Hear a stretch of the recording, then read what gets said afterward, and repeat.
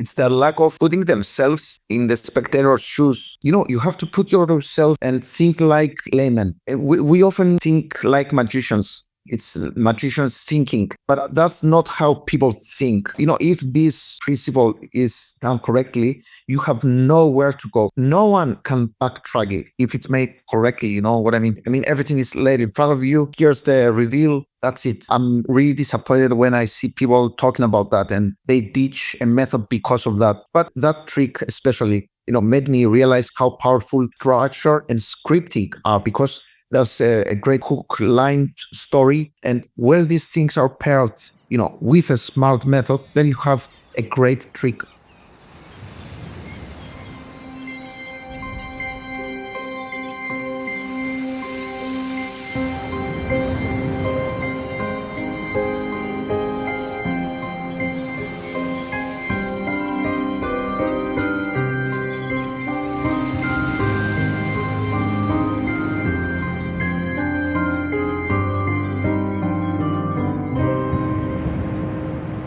Hello and welcome to another episode of Desert Island Tricks. Today we are going all the way over to sunny Cyprus because today's guest is an absolute prolific creator of magic at this point.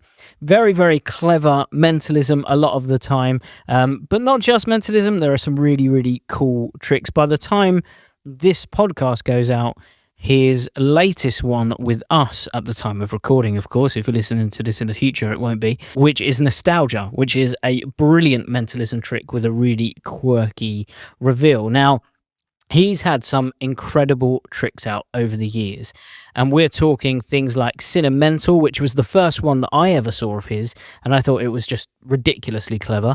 The Collector, which seems to be an absolute firm favourite with not only just the team here at Alakazam, but from the Alaka fam in general. Xenomatch, Destinations, and he's not slowing down. There are so many tricks. He just seems to churn out absolute hit after absolute hit. So I'm sure we're all going to be interested to see what his list consists of. Of course, today's guest is the wonderful Nikolas Mavresis. Hello, Nikolas. Oh, Jamie, how are you? I'm very well now that you're here, Nikolas. Oh, that's kind of you. And thanks for the kind introduction. Well, it's true. You've had so many hits over the years, and, we've had Card at Any Roll, we've got Nostalgia, we've got other ones that we're working on, a very, very cool one with a coloured deck of cards. So we've got all of these tricks that we're still working on. It seems like you just don't stop working, Nikolas. It's a true passion of mine, creating magic and creating music as well. Basically, anything that has to do with creation, I love doing it because, it fills up my heart. It's a way to express myself, and yeah, I'm really grateful that I can do that with two mediums, magic and music. Well, I think that anyone playing Nikolas Mavresis Bingo, I think there's going to be one or two of your creations at the very least in here.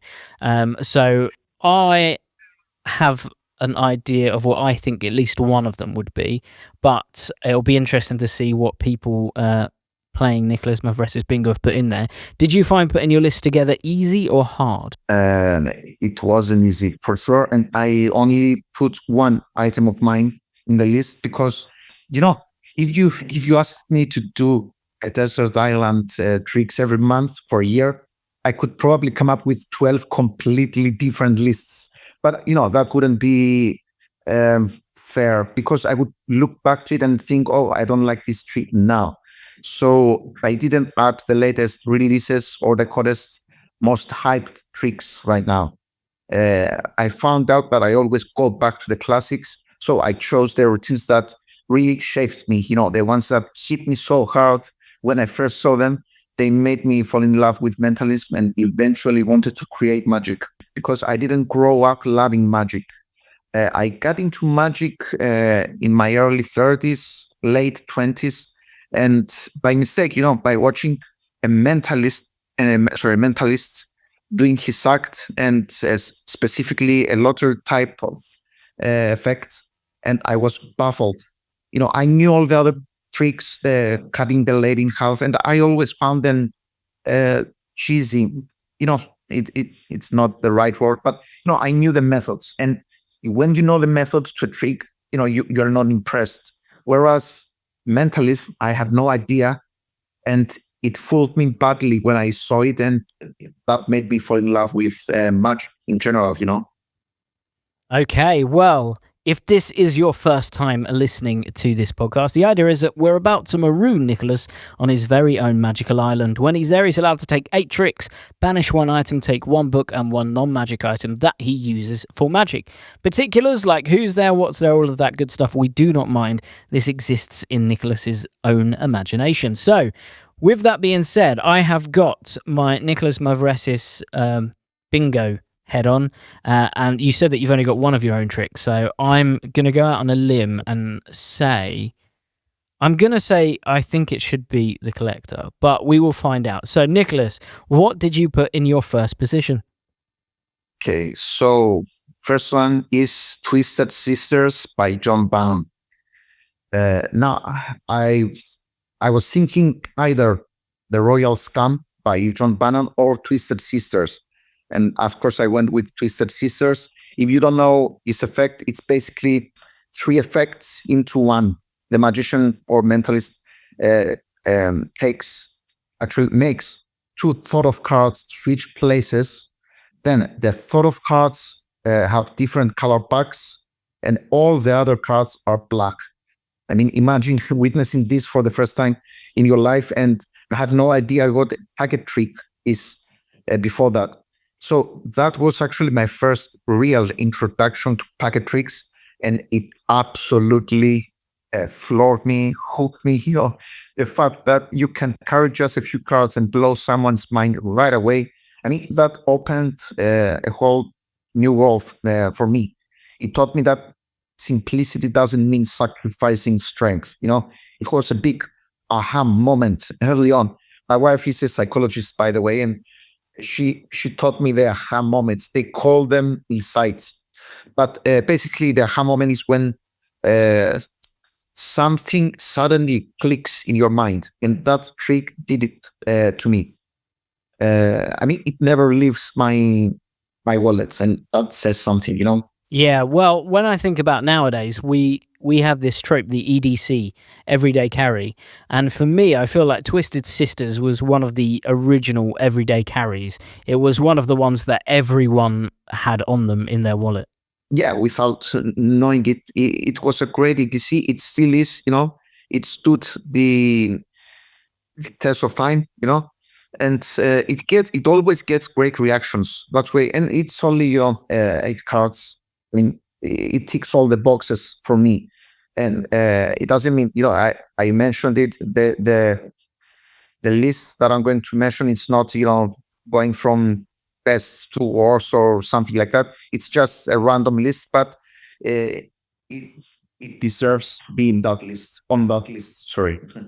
Well, that's a great choice. Anything by John Bannon is going to be pretty good. So, what is in your second spot, Nicholas? Before going to the second spot, because you said it, John Bannon is a great creator. One thing that didn't make the list, but I was considering adding, is John Bannon's color changing deck, Stranger's Gallery, I think it's called. And again, my first introduction to a color changing deck, another great one. But let's not waste time on that. I just wanted to mention that John Dunn is basically a great thinker. That was the first color changing deck I learned, and it's another example of John Bannon's excellent thinking, in which he, a bit like Twisted Sisters, he seems to get so much out of so little, and I think both of those routines achieve the same kind of thing. It's this ultimate impact from very little work on the behalf of the performer. Yeah, absolutely, yeah. Same goes for the Royal Scan, but again, I was considering adding. Again, 8 cards. The colors of the backs change, their faces change. Lots of magic. With just 8 cards, and I haven't seen that anywhere else before, and uh, I feel really inspired by his magic. And I only understand it now when I'm creating effects. And, I sometimes I think, I should never get credit for anything I do, because if it wasn't for all these great magicians, I wouldn't have created uh, anything really, maybe one or two tricks. Uh, but you know what I mean? I look at my magic now, and I think that I'm so grateful about all those giants before us. Yep, I agree. Well, that leads us very nicely into number 2. So, what's in your second spot, Nicholas? Second position is Shuffleboard by Simon Aronson. Great magician again. Shuffleboard, let me explain the deck again. A spectator freely mixes the deck. They end up with a random mix of face up and face down cards. What comes next is incredible. The magician can still predict things like how many cards are face down, the number of black cards, and how many suits you have. Lots of things going on. And I remember watching this and thinking, wait, is there more? Oh, and more. Oh, there's more. And it's a powerhouse of a routine. It's hit after hit after hit, and then you have the final kicker ending, which is the magician in trouble scenario. Which again I haven't seen before, and I was, oh, the trick went wrong, but it doesn't. So it was a master class in how to build a routine. And I try adding that final kicker in my own creations, because I saw how strong it is. And same goes with movies. For example, some of my favorites are Fight Club, The Usual Suspects, Old Boy, the Korean one, not the American one, The Invisible Guest, another great Spanish movie. Anyway, so there's a reason these movies are great. They have that great kicker twist ending. Now, I'm not going to spoil the endings for you, but you know what I mean. That's why it's there. Again, I was blown away watching this routine, because of the hits, and there's more, and then the kicker ending. So it deserves to be in my list, on my list. I keep saying in my list. It's on my list, right? Anyway, Well, I think that's a great choice. Now, Shuffleboard is one that, if I'm entirely honest, I'm surprised we've not had on the podcast more, because I feel like the Shuffleboard method was great, but the standout thing to acknowledge when it comes to Shuffleboard really was it was the format of the trick which sort of carried it through. And I think that it almost defined a new genre of trick. There's been so many versions of Shuffleboard since, which don't use cards, but they have that same system. So it's the same. There are X number of them in there, and from there, X number are this or X number are that. And so many people have sort of created their own version. I think that's the real strength of Shuffleboard. It's that format and that system, that systematic way of putting together the routine, which really made it a big deal. you're absolutely right. And, I have my versions of most of these tricks that I'm going to be mentioning now, but out of respect, I simply cannot add my version, where I wouldn't have created it if it wasn't for Simon Aronson. You know what I mean? That's the core idea. That's the first trick I saw that made me want to create similar versions, or, something different, using parts of that trick, aspects, and, touches of tricks. So, if I was going to go to an island, I would bring with me the original versions, the ones that started it all. Well, that is a great entry in at number 2 and leads us nicely into number 3. So, what's in your third spot? This is another great EDC. I consider this a modern classic, and it's Inferno by Joshua J. So, a thought of card which has been clipped to a paper clip inside a matchbox. that's been in view the whole time. It's been predicted. Like, that's the description of the effect. I hope I didn't mess it up, but that's how I can describe it. The spectator is can hold the thought of cards, which is clipped to a paper clip. They get down to up to one single card, and they can open the card, or I open the card, then I unfold the card, and it's the thought of card. So a burn card inside the matchbox. I don't use the matchbox myself, but again, the spectator is holding it the whole time. It feels real to the spectators. Having performed it so many times, I can see it. It feels real to them. It's such a beautiful piece of mentalism with minimal props, and very direct. It made me rethink how physical objects can create lasting memories in magic. Uh, Method-wise, it's also great. Now, I know I'm not going to, I cannot talk about the actual method, but what can I say is Joshua Jay's way of getting down to one card is very, very clever. So my question is, you mentioned that you don't use the matchbox. Is there a particular reason for that? Yeah, I carry this in my wallet, so I don't have a space for the matchbox. That's the only reason I do it that way. Got you. But you still do the Inferno, the burning of the card sort of pattern. Yeah, of course. Yeah. And if I happen to have a lighter with me, I use it. Or maybe they have a lighter, or I use fire if I can get near to it. If I can, maybe it's a candle where I'm working, or I can jazz things up. I can improvise and make a different presentation. But the core presentation I use is the original Inferno presentation. Because everything is in their mind. It happens in their mind. It's a story that unfolds in their minds. I mean, yeah, it's great. Again, as I said, it feels real to them. Yeah, I think that's a great choice. And you're right, the way that the routine is structured is incredibly clever. And the props as well.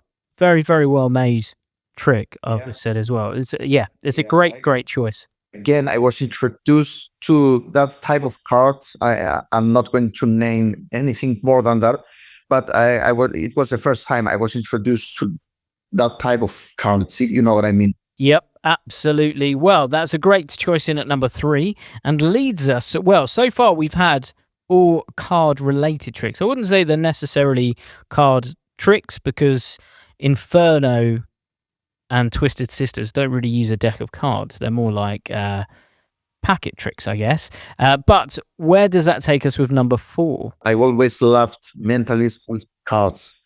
Playing cards, index cards, business cards, you name it. So these are pieces I take with me to that imaginary, desert island, because they're part of my, let's call it, magic DNA. So it's going to be card-based mentalism magic, and the next one is no exception. I would take with me a memorized deck. Now, I know that you're going to ask me what effect I would perform with that. Well, I've got 2 questions for you. Let's start first off with which version of the memorized deck do you use, and is there a reason that you went for that one? When I was introduced to a memorized deck, it was, I mentioned Shuffleboard, which I learned from Simon Aronson. I think it was on his first DVD. He released a 3-set DVD. No, now I think the second one or the third one was dedicated to a memorized deck, to his memorized deck. I watched the effects, I was blown away, and I tried learning his stack, but I didn't. I couldn't learn it. For some reason, I thought, okay, it's too hard.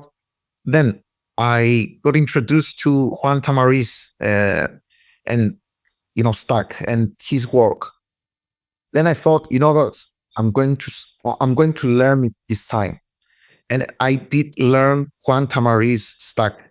Now, the way you learn and memorize deck is exactly the same. You just you sit down and you You try to, I know people who learned it using Harry Lorraine's system. I didn't use that. I just use pure memory.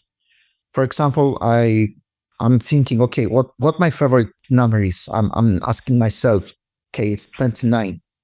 29 is the eight of diamonds. Okay, from now on, my lucky card is the eight of diamonds, and that reminds me of 29.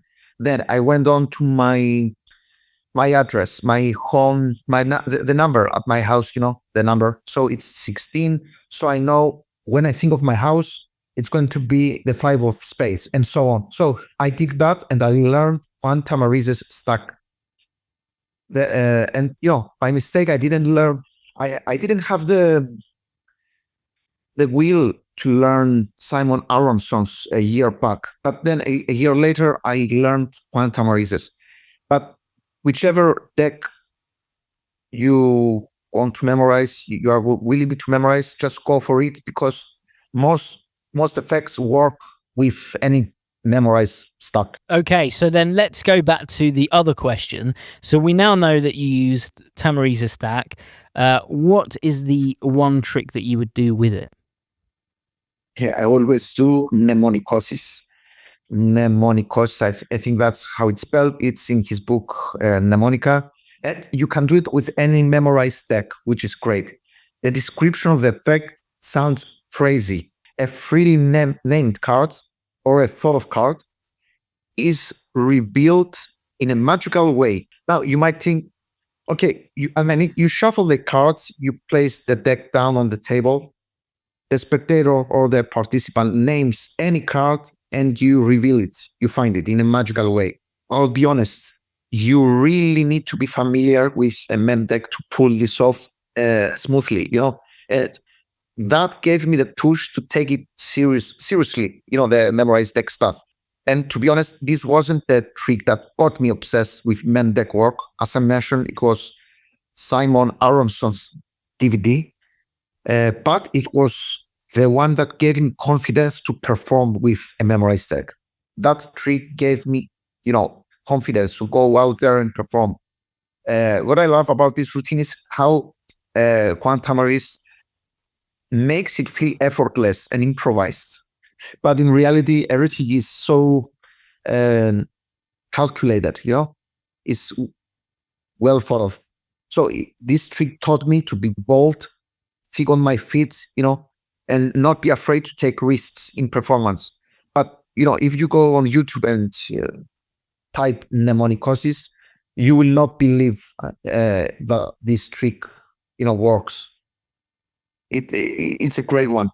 There are so many effects you can do with a memorized deck. It's incredible. I didn't learn it to just be able to perform one effect. You learn so many amazing effects that you cannot simply do with a normal deck of cards. So I strongly suggest learning this because it becomes this powerful weapon that you will use, and it's great to be in your toolbox. Great. Well, I will probe you no more. We've got the memorized stat, we've got Tamariz, and we've got your preferred trick all in one. So that is a great entry at number 4 and leads us very nicely into number 5. So what's in your 5th position, Nicholas? Okay, 5th position, an Alakazam favorite and a classic. I mean, I cannot praise this enough. It's Killer Elite by Andy Nyman. Now, I'll be honest, I use some of, I changed it a bit and use my version now, but again, this deserves to be there, not any other versions that came after that. For me, this started it all. So, 4 cards featuring notorious movie killers, right, are laid out. 3 shots fired, 1 survivor holding a lucky poker chip. That's it. So through your story, you've secretly planted the survivor's name in their mind. They name the survivor, you reveal it. That's it. Very intriguing story. And this trick fooled me the first time I saw it. And it was the introduction to one of my favorite, I'll say my favorite method in mentalism, which is the MO. I don't know if I can say the whole word. It's up to you. But I think I know what I'm talking about, right? I'm absolutely the same as you. I love this, not just this trick, but that method. And I think it's really interesting that over the years, magicians and mentalists, when they find out that that method is employed in a trick, almost get upset about it or feel like they've been bested in some way. But I think it's just because it's such a good method. And when we get caught out with it, even though we know how it works, and a lot of the time it's quite overtly obvious how it works, but when we do get caught out by it, I feel like it's our reaction to it is us being upset that we've been bested by it still. Yeah, I mean, it's their lack of putting themselves in the spectator's shoes. They don't think like, you have to put yourself and think like laymen. How, we often think like magicians. It's magicians thinking, but that's not how people think. They have, if this NO principle is done correctly, you have nowhere to go. No one can backtrack it if it's made correctly. You know what I mean? You don't pull things from your pockets. You don't do nonsense. I mean, everything is laid in front of you. Here's the reveal. That's it. I mean, unfortunately, as I said, it's magicians thinking, and yeah, I'm really disappointed when I see people talking about that and they ditch a method because of that.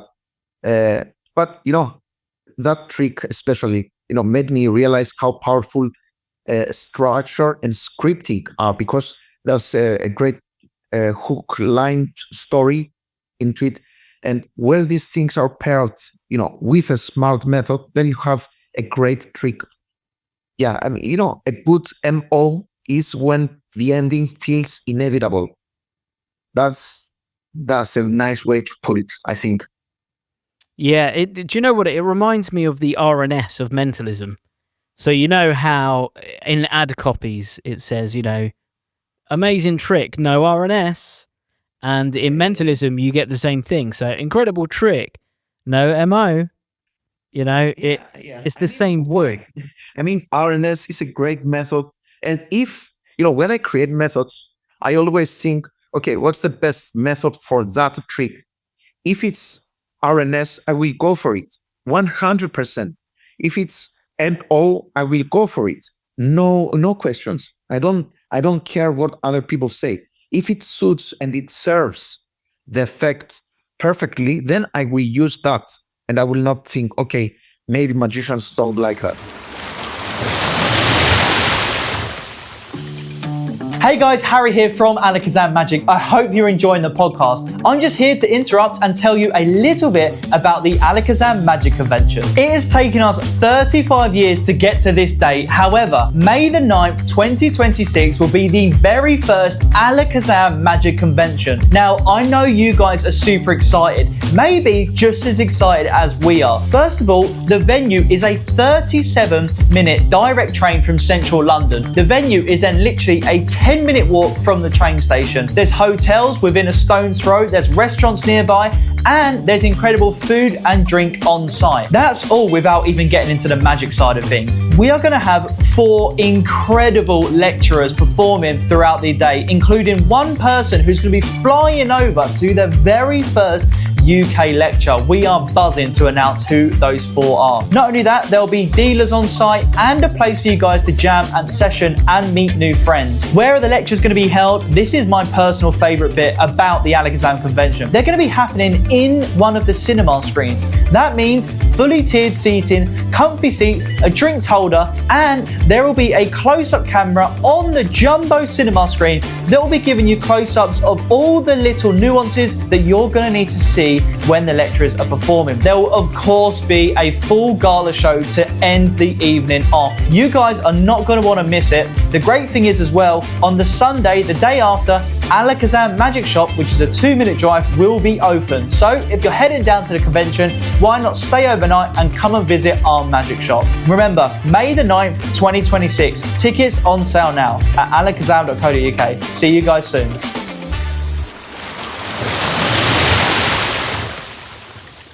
Yeah, well, I'm glad that you put that in there because Killer Elite is definitely one of my favourite Alakazam releases, or just magic tricks in general. So I'm glad you put that in there. And it leads us to number 6. Now, we haven't had a Nikolas Mavresis trick yet. So This is the time. this is the time. Great. So we finally find out which one you put in. So what's in your 6th spot? Okay, then your bingo is correct. It's the collector. Because, again, it doesn't feel like a trick. It feels like an eerie story, a ghost story. When I first created the collector, I wasn't consciously thinking of Killer Elite. That's why I put it here, because there's a reason. Looking back now, I can clearly see how tricks like Killer Elite influenced my thinking. I mean, the use of a small packet of cards, the dark and engaging storyline, the MO that we talked about employed in my routine as well. There's something else in my routine, but anyway, all of those elements, are found in 9 months effect. If you think about it, of course, Peter Narty's presentation is, as always, exceptional, and since mentioned names, I also want to give credit to my brother from another mother, David Jonathan, who came up with the brilliant idea of placing trophies on the back of the cards. That simple addition added a new layer to the presentation and made the whole effect much better. Now I realize that I haven't explained the effect. If you don't know the effect, you present 10 suspects, and one of them is the collector. Before Jack the Ripper, there was the collector who murdered people and took trophies from the victims. And basically, you present the 10 suspects. The participant plays the role of the psychic investigator and points out the collector, And with an interesting reveal, I show them that, the person they named is actually the collector. That's it. So yeah, that's my favorite, I can say, effect of mine throughout the years. And it was between that and Cinemental, but I went for the collector. Well, I think what's clever about the collector, and you just mentioned about Andy Nyman's routine and the influence that it had. And I've seen this in a couple of your routines, actually, certainly more recently with Card at Any Roll, is you're very good at combining methods. So you've taken that MO, but you've also mixed it with this really cool word thing method, which I'm not going to say. And then you've combined it with like the storytelling. So I think that's what you're really good is you're really good at taking different methods and putting them together and creating something much more than the sum of its parts. Yeah, I really like that, and I am true believer that when you mix two methods, when you combine two different methods together, in most cases, one method will cancel the other method. So it becomes really, really hard for people to backtrack or figure out how the effect is, done. And to be honest, yeah, presentation is the most important thing, but you also want to fool them. So in order for you to fool them, maybe sometimes or most of the time, you want to use two different methods that work hand in hand to deliver, the final effect. And I do that. Most of my effects do use two or more methods together. Well, the collector is great, and that means, guys, that I just won Nikolas Mavresis bingo. So that leads us to the tail end of your 8. So we're in at number 7. What's in your 7th position? Okay, this next one was created by David Jonathan and Van Harlan, and it's Snaps. Again, I cannot praise this enough, and no wonder it became a modern classic, because it is, for people who live under a rock with a Snaps deck, or decks, should I say, because you get 2. You can reveal words, numbers, names, playing cards, ESP symbols, you name it. So I remember, nice story. I remember being Blackpool chatting with Sean Dunn from Penguin Magic about an idea I had for a drawing duplication effect, which eventually became Memories. Now, he mentioned that Dan Harlan and Dave Jonathan were working on something similar at the time.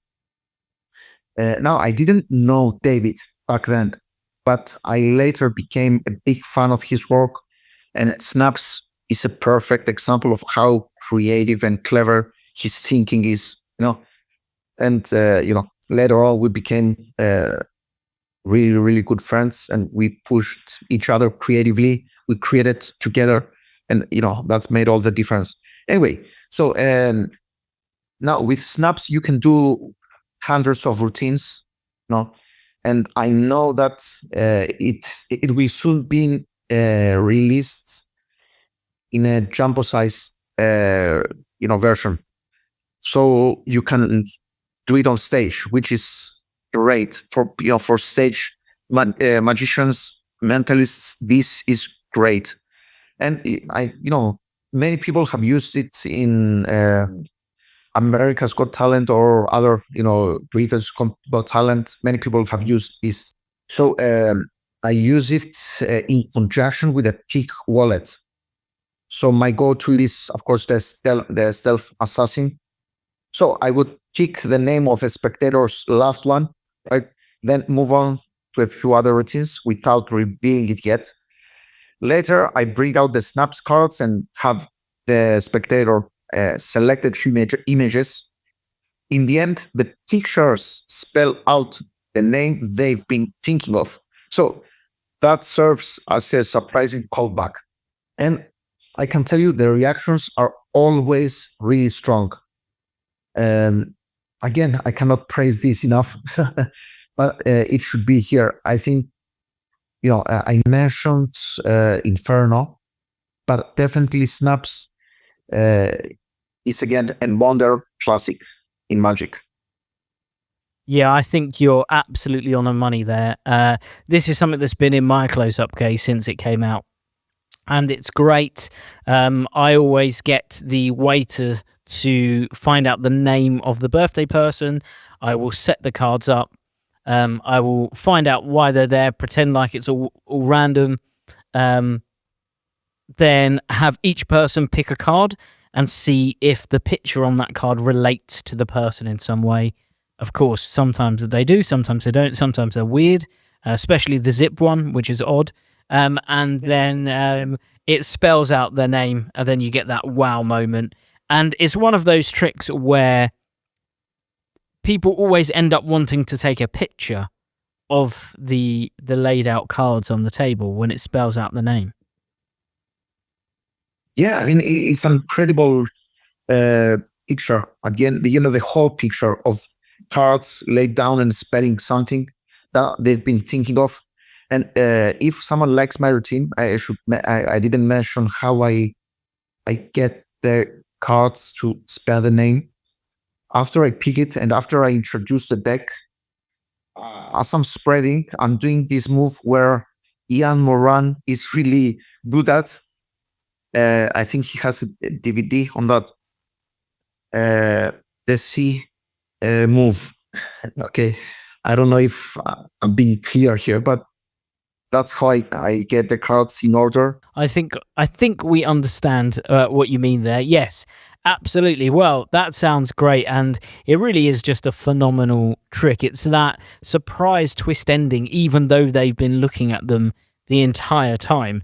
Well, I think it's a great choice. And so far, I think we've had all cards. So I'm going to bet on us having a card trick in our last position. So what is in your eighth spot? The last one is no surprise and card card effect. The one that I couldn't just not put on the list is the anniversary walls by Doc Eason. Let's say popularized by Doc Eason. Again, I could have added my take on it, lovers walls, but I wouldn't have created lovers walls if it wasn't for anniversary walls. So it deserves to be on my list. Every magician should be performing this trick. It's probably the most romantic and strongest trick for a cowl, in my opinion. It's the kind of magic that people remember for years and years. Discovering anniversary walls led me to the legendary Doc Eason, who is the one who popularized the routine. I mentioned it several times in during different interviews, but his 3 DVD set, Bar Magic, is a true masterclass in real world performance. And it's not about the tricks. There are tricks, great tricks, card on ceiling and card under glass and, all sorts of tricks, multiple selections and what have you. But it's not about that. It's about how he engages with every person in the room. He handles interactions with ease, basically creates moments out of nowhere. It's a masterclass. Anyway, going back to the anniversary walls, this trick taught me when the presentation is meaningful, the method completely disappears. It's not about because you see people crying over this trick, and it's not because you performed the best pass or you performed the best. Oh, I forgot. I'm talking method. Anyway, so yeah, method is irrelevant. Presentation is what matters. And if it's meaningful, then the trick is great. No, it's all about making people feel something. And also they get to keep a great souvenir that they will keep forever. So it deserves to be on that list. Now, the funny thing about that is, it's almost like, Nicholas, that may have inspired one of your own tricks. Now, it would be remiss of me not to mention your version, which is Lover's Waltz. So, how did you go from Anniversary Waltz to your version, Lover's Waltz? Okay. So a friend of mine, a professional magician here in Cyprus, Joe Merlin, that's his stage name, is performing on cruise ships. And he was performing he was performing anniversary waltz. And we were talking, and he said, a lady told me the other day that I wish I could put this on my fridge and both signatures show, because the souvenir that you get with anniversary waltz is a double facer. You can only display one side, and that made me think. I'll try and create an effect where both signatures are showing. That was my first goal, and then the fusion of the two cards came by accident. So that's how I created it.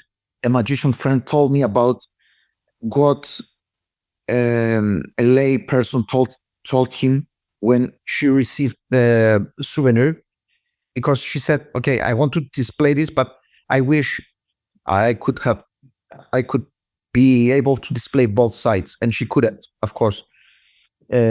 So yeah, that got me thinking, and I created Lover's Waltz, where they get it's 3 effects in one. You get both signatures on one side, you get both cards fused together, and the back changes. You use a blue deck of cards, the back will be a red one.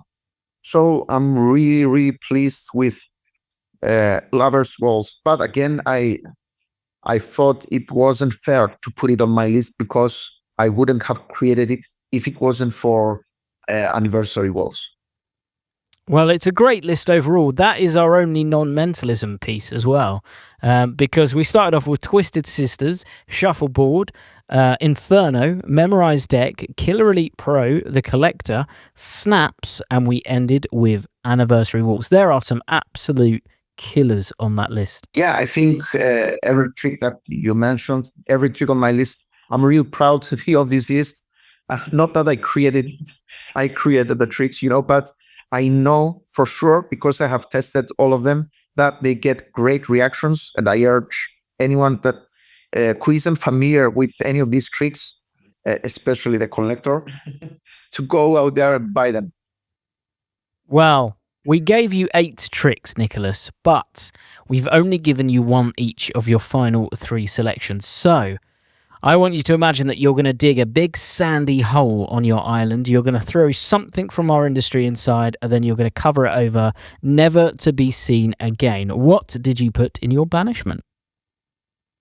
That's a hard one, and I didn't realize it till today that I had to banish something because the last episodes that I listened to, there was no punishment, so it was a new for me. It's not a thing. I don't know if I can do that, but for me, I will punish drama and negativity from the magic industry. I don't know if I'm allowed to say that, but I want to say that magic should bring people together because it's about sharing ideas, inspiring younger kids to get involved with the craft. And when younger kids look at all this drama and negativity, they won't be interested in this craft. Sometimes egos, arguments, online conflicts get in the way of that. And I think we would all be better off focusing on supporting each other, lifting each other up sometimes and enjoying the art we all love. Less drama, more magic. Well, you can absolutely do that, and I think in terms of our banishment, that is the main thing that we've had. We've had drama, negativity, egos is quite a big one, which makes me think that maybe this is quite a big problem in our industry then, because this seems to be something that is cropping up more than anything else. Yeah, unfortunately, yeah. I mean, look on my look my list. I could have added my own versions of all the stuff I created, but people should be humble, and we should not forget that we didn't. Sometimes I think we didn't create anything. Then yeah, for me, I don't consider myself as a pioneer creator or something. Again, and most of my ideas are based on stuff that legends before me created. There are people like Vernon, the Tarbell course alone. Almost all ideas are taken from there. So we should all be humble and leave the egos behind us. Yep, absolutely. A great choice, and leads us nicely into your book. So what did you put in your book position? No surprise here. Don't expect a hidden gem or anything. But there's only one option for me, and it's Practical Mental Magic by Theodore Ahnemann. I know that many people might have said that before, but that's the one for me. I mean, his work might feel old school now, but the core ideas are pure gold. It's all about principles, the bones of mentalism. I've gone back to this book so many times, and every time I find something new. It gave me the foundation, and I urge anyone who is serious about mentalism to get this book if they don't already have it. It's a must-have.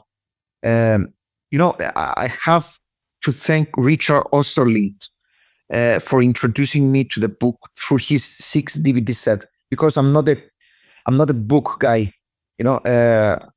I grew up watching DVDs, so I watched Richard Osterlind perform many of Ahnemann's effects, and that got me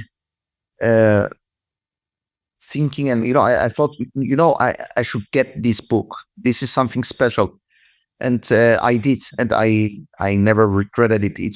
It's all there. So many uh, great ideas that you can still do today with, maybe changing some props, and it can still be a great effect to this day. Any of the effects there. Yeah, absolutely. It seems to be like a fundamental teaching nowadays. It's sort of one of the ones that everyone says, just go there straight away. Go there, learn that, and then move on from Yeah, that. it's either that or Corindas, or both. It's the Bible of Ton Corindas, or it's the Bible of mentalism, I think. Well, I think it's a great choice in at your book position, and leads us to your very last item, which is your non-magic item that you use for magic. So what did you put in your final spot? So I would bring with me a musical instrument. Now, I play the piano, but I don't know. Seems like a guitar fits more for an island. So music is a big part of my life, and I think it really helps me when I create magic. So I guess it has a connection with magic. It's like writing a song. Magic needs good timing, nice flow. So I really love creating, whether it's music, magic, or anything else. Uh, I'm always searching for a feeling or an experience I want to bring to life. So uh, I guess it's a way to express what's inside and connect with others through the things I built. And as I said at the beginning, I'm really grateful. I can do this I can do this with two passions of my, music and magic. And I think music helps me creating magic as well, somehow, in an interesting way I cannot really explain. It's a weird thing, maybe it's inspiration, maybe it's when you play something and your mind clears up from other things that's happening in your life. But uh, I truly believe music really helps me with my magic. So I would take with me, let's say, an acoustic guitar. Okay, well, we'll take that and put it on your island for you. And, music and musical instrument, we've had lots of people say music in magic, and lots of people have different reasons. Like you just said, for you, it's like an inspirational thing. For some people, it's something that calms them and it gets them into the right frame of mind. For some people, they've mentioned about having music in their show and how that elicits a response from the audience. So, yeah, I think music or a musical instrument is 100% a great choice. That brings us to the end of your list. Let's go back over it one more time. We started with Twisted Sister, Shuffleboard, Inferno, Memorized Deck, Killer Elite Pro, The Collector, Snaps, Anniversary Waltz. Your banishment was Drama and Negativity. Your book was Practical Mental Magic, and your item was a musical instrument / music / a guitar. What a great list, Nikolas. Now that you summarized everything, it sounds good to me. It sounds very good. Now, Nikolas, if people want to find out more about you, about your tricks, about your lectures, all that good stuff, where can they go? They can go on my site, which is mavresis.com. Simple and forward. Okay, so go there. Of course, do check out Nikolas's products as well.